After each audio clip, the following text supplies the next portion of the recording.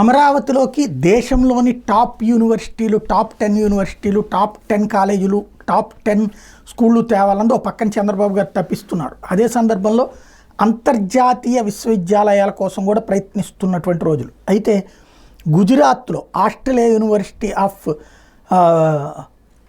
ఒలెన్గ్యాంగ్ సంబంధించినటువంటి campus Gujarat gift సిటీలో open అయింది. ఒక్కసారి మనం జాతీయ యూనివర్సిటీలే కాకుండా అంతర్జాతీయ విశ్వవిద్యాలయాల్ని కూడా ఇక్కడ క్యాంపస్లు పెట్టుకోమని చెప్తే సరిపోతుంది. ఎందుకంటే అది విద్యకి సంబంధించినంత వరకు మంచి స్పాట్ అవుతుంది. ఇప్పటికే విట్టు, ఎస్ఆర్ఎం ఇట్లాంటి యూనివర్సిటీలన్నీ వచ్చినాయి కాబట్టి, అలాగే ఎయిమ్స్ మంగళగిరి లాంటి చోట్ల ఉంది కాబట్టి అక్కడ మరికొన్ని విద్యా సంస్థలను నెలకొల్పగలిగితే బాగానే ఉంటుంది. అంతర్జాతీయ విశ్వవిద్యాలయాలను పిలిచి అక్కడ కనుక క్యాంపస్లు పెట్టించగలిగితే దానికి అనుబంధంగా డెవలప్మెంట్ ఆటోమేటిక్గా జరుగుతుంది. ఒకప్పుడు దిల్సుఖ్ నగరు, అమీర్పేట ఇప్పటికి కూడా ఎట్లాగుంటుంది. అదే సందర్భంలో జేఎన్టీయూ ప్రాంతాలంతా కూడా స్టూడెంట్స్తో నిండి ఉంటాయి. అట్లాంటి ప్లేస్తో దాని ఫర్దర్ డెవలప్మెంట్ ఆటోమేటిక్గా నడుస్తుంది.